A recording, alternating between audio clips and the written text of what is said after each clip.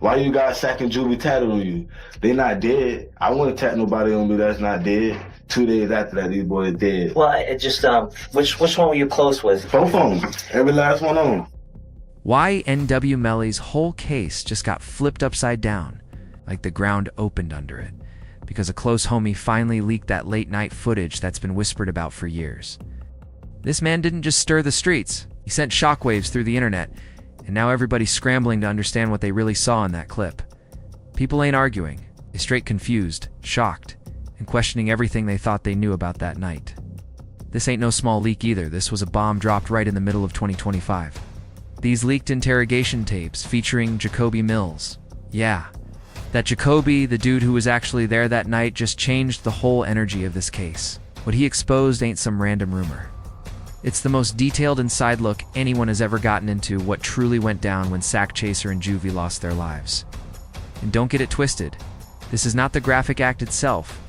This is raw, unfiltered, late-night interrogation room footage where someone finally speaks without filters or street codes holding them back. And trust me, the streets felt every second of it. This footage hits way harder because Mills wasn't guessing, he was in T. Repeating gossip, he was riding in that red car trailing the Jeep where everything allegedly happened. Dead and gone. I already know what y'all here for. Well, it just, which one were you close with? Both of them. Every last one of them. Did you grow up with him? Every last one of them. This man was part of the circle, part of the crew, someone who had direct access to every player involved. He wasn't watching from across town. He was in the mix, seeing pieces unfold with his own eyes. And that's why his words got the whole internet shaking right now. But to really understand why the world is acting like this tape is a nuclear explosion, you gotta know the root of this case. People have been locked into this story for more than 6 years, watching every update like it's a live thriller. Everything started on October 26, 2018, a night that changed the Florida rap scene forever. Anthony YNW Sack Chaser Williams and Christopher YNW Juvie Thomas Jr. were found in a Jeep Cherokee at Memorial Hospital in Miramar, and the whole world instantly felt something was off. At the center was YNW Melly, real name Yamel Demons, someone who wasn't T, just another person hanging outside the crew. He pulled that gun on me. Saying Kobe pulled a gun on her? Yep, 5:30 that morning. She called out of work and she called. Wait, stop. And you really can't even tell Bortlen. I know what. Yeah, don't say it. Don't say it. That's what she told Mariah too, because that's what Mariah told me. Jamie just called me at 8 and told me. Melly called her at like 5:30 that morning. This man was one of their closest brothers, someone who spent years grinding with them, building something from scratch in the Florida scene. These weren't foes or rivals. They were people who grew together, believed in each other, and moved like a unit. That's why the original story hit so hard when it came out. Cortland YNW Bortlen Henry supposedly rushed them to the hospital after a random drive-by attack. But once detectives started digging, the whole thing collapsed faster than a cheap umbrella in a storm. The deeper they looked, the more the truth twisted into something nobody expected. The forensic evidence didn't just raise eyebrows, it flipped the whole case on its head. Instead of bullets flying from outside the Jeep like a drive-by, the autopsy showed that both victims were hit from inside the car. That revelation alone made the investigation take a completely different turn. And that's not even the wildest part. The remix of Melly song, listen to that what he said, bust a nigga head, some. We done jumped in front of them, it was already too late. We can't try to pull over and get back behind them. The bullet paths lined up with the exact seat Melly was reportedly sitting in that night, creating a picture so messy that people still argue about it today. This is where the story gets crazy, because nothing about this matches the original version that was told to the world. And now with Mills speaking on tape, everything feels even more twisted and intense than before. Let me break this down because the layers in this case get deeper and darker with every new leak. The prosecution's whole theory paints a picture that gets darker the deeper you look, starting with that late session on October 26, 2018. Around 1 a.m., 8 young men pulled up to New Era Recording Studio in Fort Lauderdale, like it was just another night of grinding, creating, and chasing a hit. Nothing wild on paper, just artists doing what they always do, pushing through late hours trying to make something happen. But according to that leaked footage, the vibe inside that studio was strange from the very beginning. Like everybody walked in carrying a storm on their shoulders. Mills explains that the energy felt off, like people weren't acting like themselves at all. I yelled downstairs, I said, AD, see a Sack and Melly in the room. He already sleep in the Sack room. He had ran to the stairway because he heard me talking crazy, like, man, what the f going on? He looking lost, like, what's going on, bro? I say, man, go see a Sack in his room, bro. Sack Chaser was reportedly snapping at folks, getting aggressive, even slapping people for nodding off during the session. Instead of music flowing, the air in the room felt heavy, tense, and toxic, and nothing creative was getting done. By 3:19 a.m., the crew finally tapped out, realizing the session was going nowhere, and they split up to head home. This is where the timeline turns into something straight out of a crime movie. Everyone piled into two different vehicles. The red Mitsubishi SUV had Trivian Glass, Dontavia Withers, Jacoby Mills, and Adrian Davis inside, while the gray Jeep Cherokee carried Cortland Henry behind the wheel, Anthony Williams up front, Christopher Thomas in the back, and Jamel Demal Sui, YNW Melly sitting in the rear driver's side seat. Aye. Both vehicles left together like nothing was wrong, tracked on surveillance taking the same route down I-95 south to 595. Like DeAndre told somebody, everything Melly get, I get half. Me do. You hear that? He said he do. He just said Juvie and DeAndre, Sack Chaser, are YNW, and Sack Chaser's supposed to get half of everything. Then west toward I-75 south, just cruising like tired guys trying to get home after a long, draining night. But the sinister twist hits the moment they reach 180th Avenue. At 3:50 a.m., cameras catch the red Mitsubishi heading straight through the security gate at Sunset Lakes, the quiet gated community where most of the crew lived. Everything looked routine, except for one massive detail. The gray Jeep never appeared on that same surveillance footage. It was like the Jeep just vanished into the darkness, and that's where cell phone data stepped in to tell the real story. Instead of following the rest of the group home, the Jeep signal showed it heading north. What comes next feels like something pulled right out of a nightmare.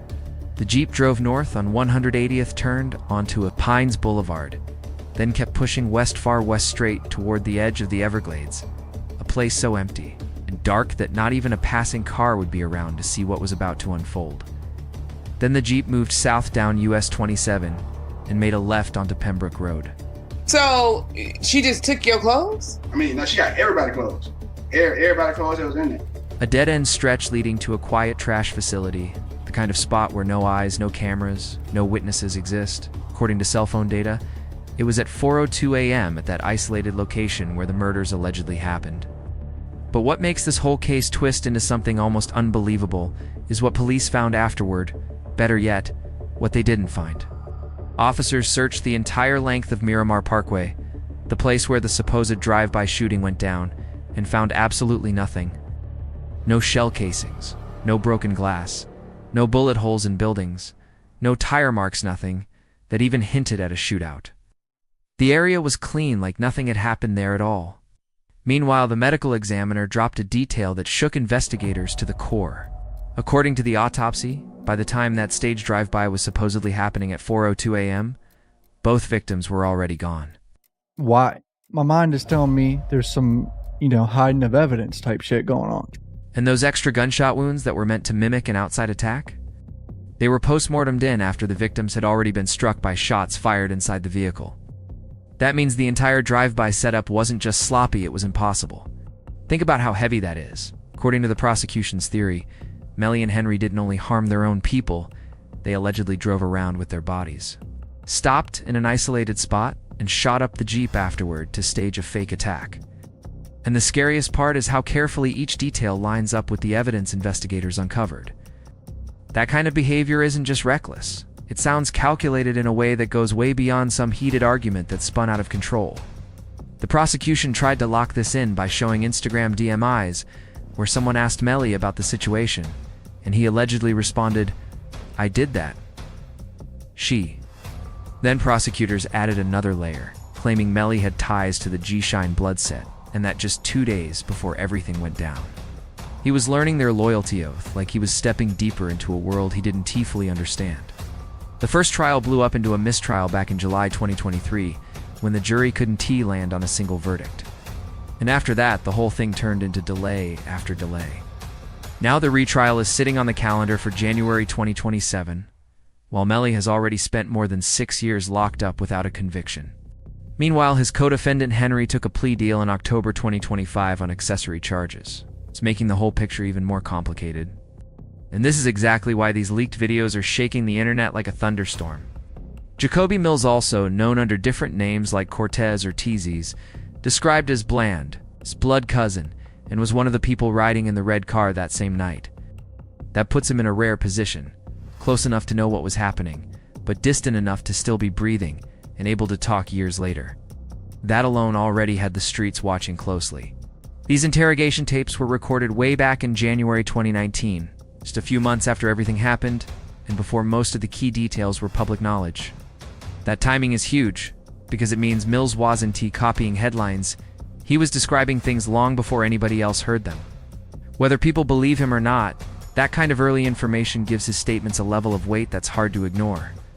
But here's where everything gets messy. The footage only surfaced in November 2025, right when the retrial prep hit full speed. That timing got everybody raising eyebrows.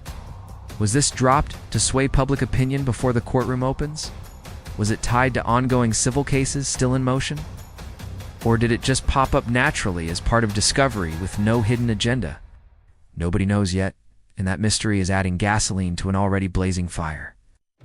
While the legal world tries to process it, the hip-hop community is going absolutely wild. Influencers, podcasters, and random users on every platform you can name are arguing non-stop about what this means. Some see the leak as the final puzzle piece proving Melly's guilt, while others say Mills broke the street code and is out here doing damage control for himself. In every hour that passes, more people jump in with their own theories, making the divide even bigger.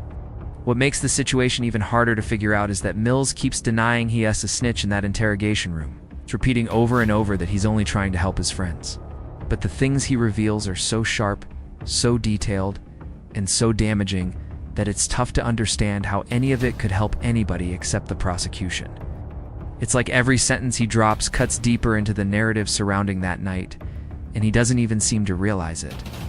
And this is where the whole thing gets explosive. Mills starts talking like he's unloading the craziest confession the hip-hop world has heard in years. The moment the footage cuts back in, the temperature in that room feels like it spikes. This man didn't just speak, he broke down the entire alleged blueprint of what happened. Step by step, and some of those details hit so hard they give you chills just replaying them in your head. Mills starts his story by laying out a minute-by-minute replay of that studio session, and from the very first moments you can tell something was off in a serious way. He says they pulled up to New Era recording studio around midnight, but instead of that hungry, productive vibe they normally had, everybody was exhausted, nodding off, barely locked in. And anybody from the hood knows studio time ain't cheapu don. Waste hours unless something heavy is weighing on the group. But here's where Mills' version of events starts getting real strange. He describes Sack Chaser as acting wild, slapping people for falling asleep like he was trying to assert some kind of control over the whole room. In street dynamics, when someone starts moving that disrespectful in front of an entire crew, that's usually a sign that pressure is building and something major is brewing underneath the surface. The tension sounded thick enough to cut with a knife. Mills even calls Sack Chaser crazy and mentions he had a history of being violent, which lines up with long-running whispers about money, control, and power, fights within their circle. And this brings us right into a rumor the street's been repeating for years, those money disputes that supposedly played a part in everything that happened. According to different voices in the leaked audio, there were heated disagreements over a record deal worth hundreds of thousands, and Sack Chaser apparently believed he was the CEO of YNW and deserved half of everything Melly earned. From there, Mills breaks down the seating arrangement in the Jeep, and these details are crucial to understanding the night. He confirms Bortlen was driving, Sack Chaser in the front passenger seat, Melly sitting behind Bortlen, and Juvie behind Sack Chaser. Mills himself was in the red car with Tay behind the wheel, Fetty sitting up front, and Adrian Davis in the back. But what he says next hits like a lightning strike. Mills claims he tried to get into the Jeep at first, but felt divinely blocked from doing it. Whether someone believes in divine intervention or pure street instinct, that detail makes it feel like he sensed danger rolling in before anybody else. Then, things get even darker. Mills says Juvie grabbed weapons from the studio before leaving, and Melly had a brown satchel that supposedly held a gun.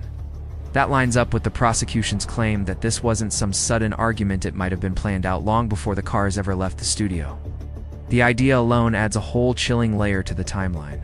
But then the story jumps to something absolutely wild, Mills says, when they reached the house in Sunset Lakes. They sat outside for nearly half an hour because nobody had keys, and most of the group eventually wandered inside and passed out.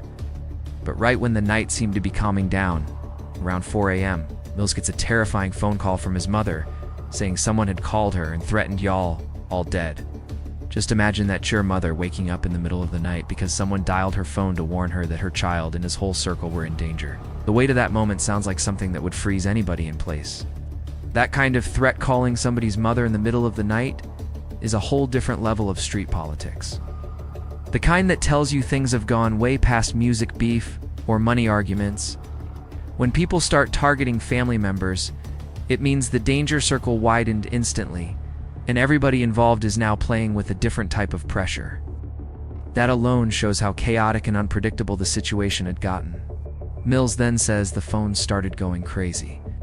With multiple missed calls from Melly, and even 17 calls to Drew, the group's videographer, when someone hits your line back-to-back at that hour, you instantly know something serious has just gone down. It's because nobody calls like that unless they're panicked about what might come next.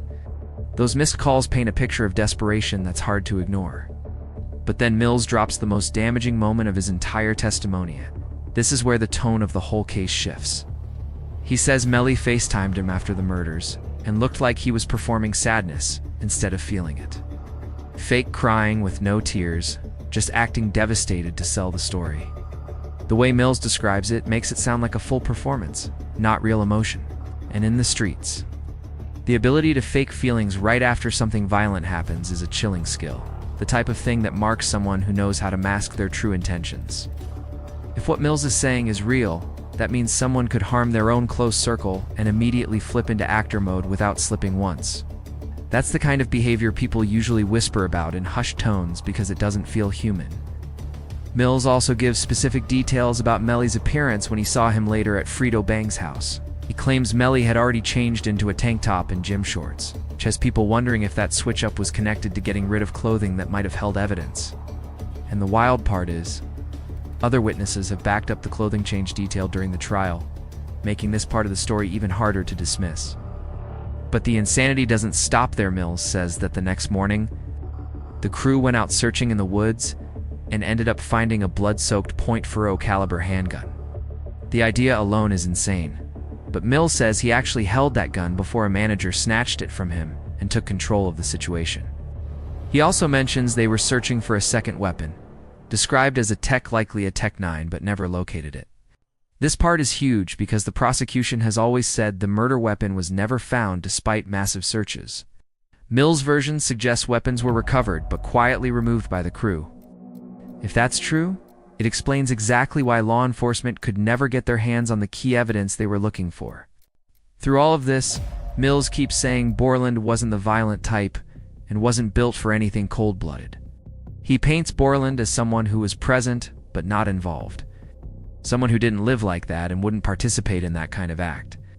That might be a big reason why Bortlen ended up taking a plea deal for accessory charges instead of facing murder charges like Melly. But Mills doesn't just talk about what happened, he starts trying to make sense of the why. And this is where the controversy really starts heating up. He suggests the whole thing might have been a setup, comparing it to famous cases like King Von's situation.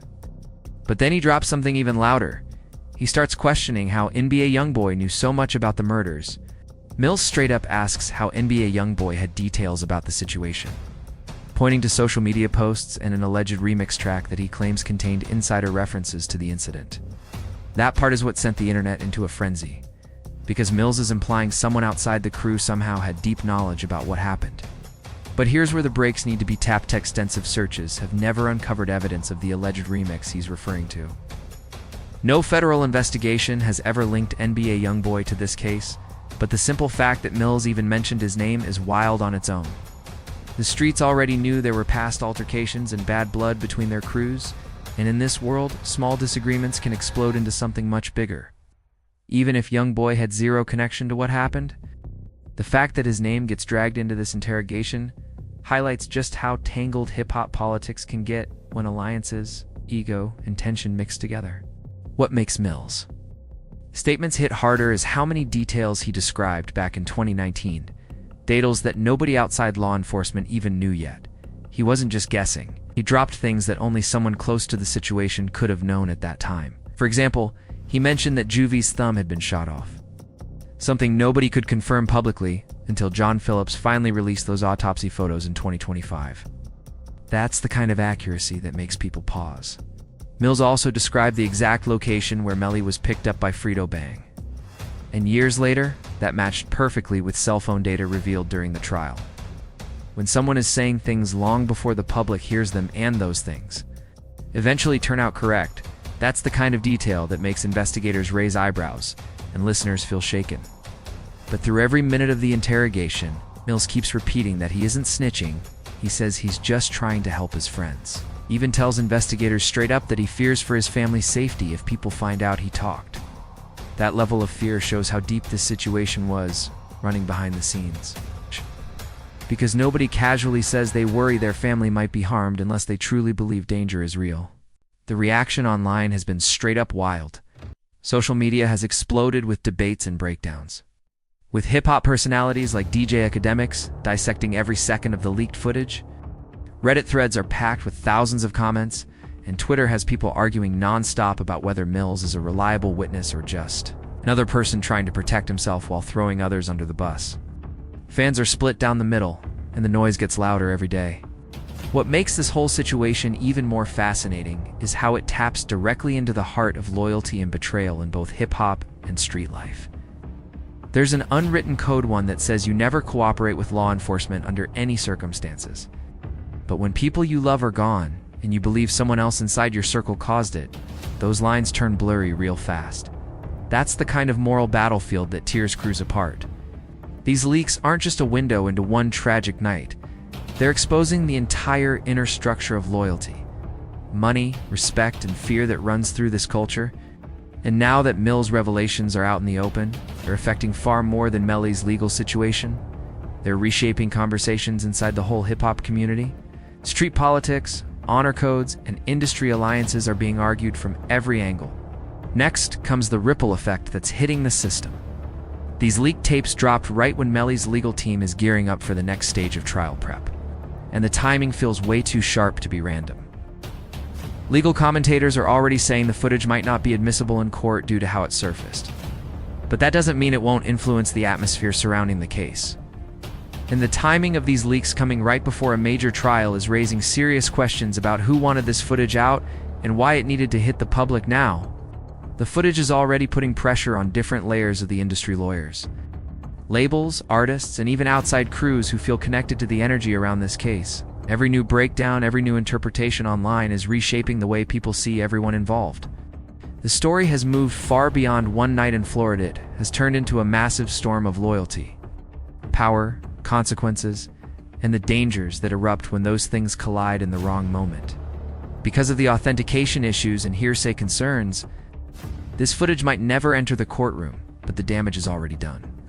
Millions of people have now watched Mills break down his version of the night, and that alone makes jury selection a complete nightmare. How do you find 12 people who haven't already formed an opinion after watching a video that went viral across every platform? Defense attorneys are guaranteed to fight this. They'll move to suppress the footage and probably demand a change of venue because trying to build an impartial jury after this kind of exposure is nearly impossible. But the situation gets even more strategic once you look at the civil lawsuits still moving in the background. Some folks are speculating these leaks might actually be connected to the ongoing wrongful death cases, where the victims' families are seeking monetary compensation. Civil court has different rules. Hearsay hits different. Evidence standards are looser, and the burden of proof is way lower than in a criminal trial. In other words, what can't be used against Melly in criminal court might still be devastating in civil proceedings. The fact that Frito Bang got pulled into depositions for the civil case shows how wide this situation is spreading. Bang wasn't even directly part of the events that night. Because Mills said Melly went to his house afterward, now he's tangled up in the legal web. Even major voices like 50 Cent have jumped in with reactions. A reminder that this case has the entire culture locked in, watching each new twist like it's a season finale. Now, the street politics angle makes everything way more complicated. The leaked audio of Sackchaser's family talking the day after the murders reveals some deep internal issues inside YNW. The family was discussing money drama, control struggles, and how Sackchaser didn't want Melly signing what they called a devil's deal. That audio gives a rare look into the tension building long before anything happened. This ties directly into an idea people in the streets have whispered about for years, the possibility that this was never just random violence or some gang conflict. Instead, people believe the whole situation was rooted in power and money. When record deals worth hundreds of thousands get involved, and one person thinks they deserve half, while another disagrees, those kinds of clashes can turn deadly fast. Money shifts loyalty quicker than anything else. The family audio also throws out something even more explosive. They question Melly's mother's actions after the events. They mention a storage unit allegedly being rented the morning after the murders to move belongings and possibly hide key items. And the fact that Melly's mother reportedly called out of work at 5:30 a.m. that same morning suggests she might have known something serious happened before the public even heard the news. That timing alone raises eyebrows. Now, the NBA YoungBoy angle Mills brought up circles back in a big way because it shows how tangled these worlds are. Mills wasn't accusing YoungBoy directly. He was questioning how YoungBoy seemed to have insider knowledge, pointing to social media posts and an alleged remix track. While no evidence has surfaced to confirm that remix exists, there were previous street altercations between their circles. So even mentioning YoungBoy in this context shows how interconnected hip-hop alliances, friendships, and rivalries really are. The fact that YoungBoy's name lands in this conversation at all proves how messy these situations can get. In this culture, crews overlap, tensions build quietly, and rumors travel fast, sometimes faster than the truth. The streets, the music industry, and the politics in between all blend together until nobody knows where business ends and beef begins. Street politics don't operate in a vacuum. They sit inside a huge web of connections, alliances, and quiet grudges that can turn dangerous the moment something snaps. Everything is intertwined, and when one piece falls out of place, the consequences ripple through entire crews like a shockwave. But now we get into the elephant in the room, the snitching accusations circling around Mills. Through the entire interrogation, he keeps insisting he isn't a snitch, saying he's only trying to help his friends, but the reaction online has been ruthless. The hip-hop world is full of people calling him out, clowning him, accusing him of cooperating with law enforcement. Whether he's trying to save himself or genuinely trying to tell the truth, the label is still sticking hard. And this cuts right into one of the biggest cultural conflicts in hip-hop. What do you do when the no-snitching code crashes headfirst into seeking justice for murdered friends? Mills was stuck in a no-win situation. If he stayed silent, the people behind the violence might walk free. But if he talked, he became the target, branded with a label that follows someone for life. The fact he openly admitted he feared his family could be harmed over his cooperation shows just how serious this code is in the streets. Snitching isn't just about quartet's survival politics in real time. The deeper you look, the more this case exposes some uncomfortable truths about the music industry and street culture. Those money disputes that allegedly sparked everything aren't unique.